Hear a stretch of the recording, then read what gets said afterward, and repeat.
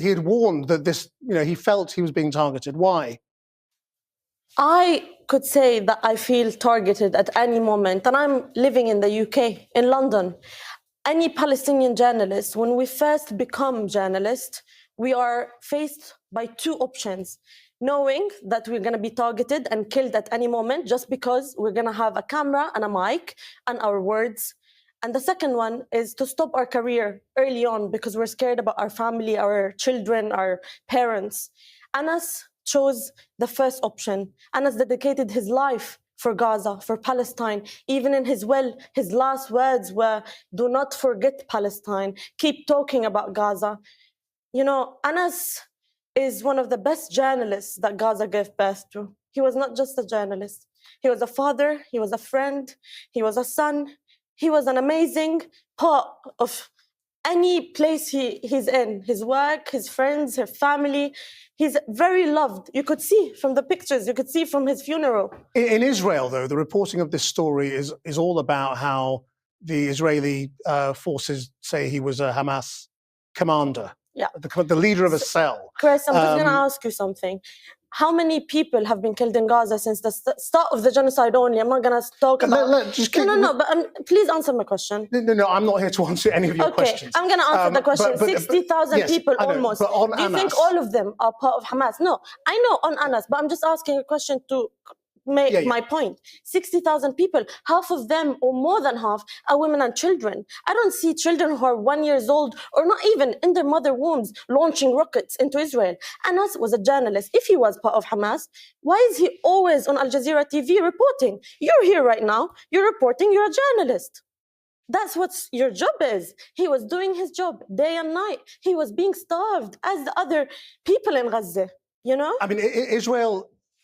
Whenever journalists get killed by their forces, they describe them as Hamas with wearing press badges, or Hamas in press vests. And again, similarly here, they have produced some images, they say, which are documents, which have been reproduced, which is their evidence. What would you say to people? Because a lot of people are reading this and going, well, this is evidence that he was a terrorist. What would you say to them about that? As a journalist, as somebody who knew him? I've been called a Hamas supporter, a Hamas sympathizer even, a Hamas-affiliated journalist. Every single Palestinian journalist in Gaza, I cannot even name one journalist. Some people on your channel, Channel 4, have been called Hamas-affiliated. Do you think they're Hamas-affiliated? I'm sorry, I'm asking this to the audience. We're here in London. I could be called that. I'm here. I'm not part of any Hamas organization. I'm a representation of Yara Eid and my people. I talk based of my experiences. Anas grew up in a refugee camp. Anas was refused to go to his hometown in Asqalan, in Ashkelon. Anas was denied entry to his homeland. Anas was killed on the basis that he's a journalist. You know that there is no alive Al Jazeera journalist anymore in Gaza. Most of them have been targeted or injured and evacuated like Wa'il al-Dahdouk. This whole team was taken out in one go. Exactly. So 186 or more, perhaps, journalists have been killed. Almost 230 now. So, I mean, do all journalists who you know in Gaza feel threatened? Feel that, they will be next? Yes. And that's how I answered your question without even you finishing the question, because we all feel this. Anas kept pleading to the world, kept saying, I'm going to be attacked any minute. When they started publicly talking about attacking him and wanting to assassinate him, it's when he was publishing the pictures of the starving children. Anas is one of the only alive journalists. It was one of the only. I'm still in denial. I cannot believe that my friend is gone just like that. I was cleaning my house when my mom called. I don't like to cry on live TV, but he's a friend. I was talking to him the other day. He has 2 children. He's a father. Who's going to take care of his elderly mother? His dad died in this genocide. Anas is just like you, Chris. Just like me. Just like anyone here in the UK.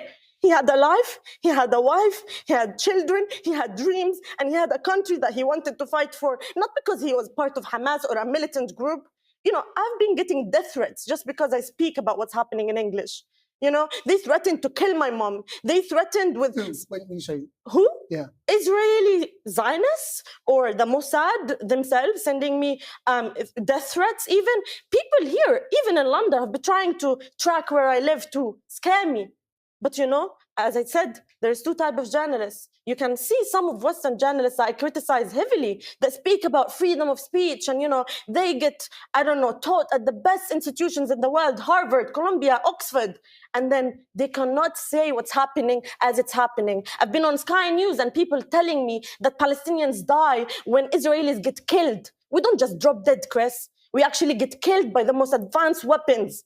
You know, it's a nuclear army targeting 2 million people enclaved in a 365 kilometer square. You know all the facts, but I grew up in Gaza. I'm not speaking from experience of a privileged person living here. I am privileged, obviously, because I'm still alive, but Anas was killed so other Palestinians could live. Yara, thank you. I'm sorry to cut you off, No, it's all right. but thank you very much indeed for your time. Thank you for your time.